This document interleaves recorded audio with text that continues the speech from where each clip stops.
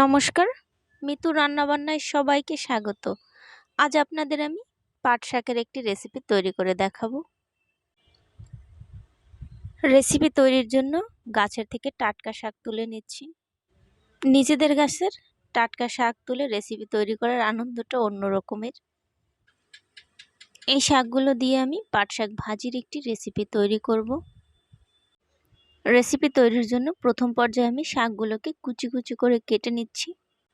শাকগুলো আমি বৃষ্টির পরে তুলে এনেছি, তাই এগুলো ধোয়ার কোনো প্রয়োজন নেই।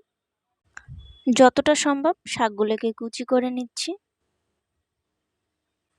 সবগুলো শাক আমি ভালো মতো কুচিয়ে নিয়েছি। ফিরছি মূল রান্নায়। এখন চুলে একটা কড়াই বসিয়ে দিয়ে কড়াই গরম করে দিয়ে দিচ্ছি 2 টেবিল চামচ সয়াবিন তেল।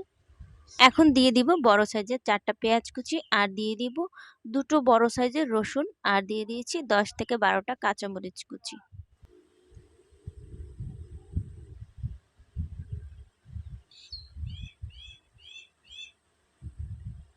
কিছুটা সময় ভেজে নিয়ে এখন এর মধ্যে দিয়ে দিচ্ছি 1 চামচ লবণ ও হাফ চামচ হলুদ গুঁড়ো। শাক ভাজিতে যতটুকুন লবণ ও হলুদ লাগবে আমি ততটুকুনি ব্যবহার করেছি।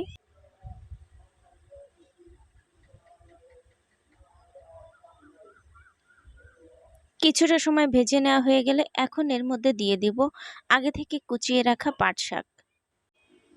পাট শাক পেঁয়াজ ও রসুনের সঙ্গে ভালো করে মিশিয়ে নিব।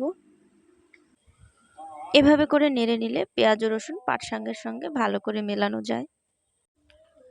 আমি যদি পাট শাকের সঙ্গে লবণ ও হলুদ ব্যবহার করতাম তাহলে দলা পেকে যেত, তাই আমি পেঁয়াজ ও রসুনের সঙ্গে লবণ ও হলুদ ব্যবহার করেছি।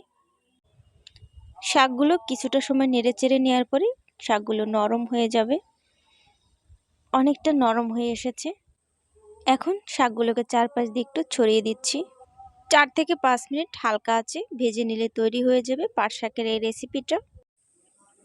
আমার এই সহজ রেসিপিটি আপনাদের যদি ভালো লেগে থাকে আমার চ্যানেলটিতে একটা লাইক, কমেন্ট, শেয়ার ও সাবস্ক্রাইব করে চ্যানেলটির পাশে থাকার জন্য অনুরোধ রইল। ভিডিওটি দেখার জন্য সবাইকে অসংখ্য ধন্যবাদ।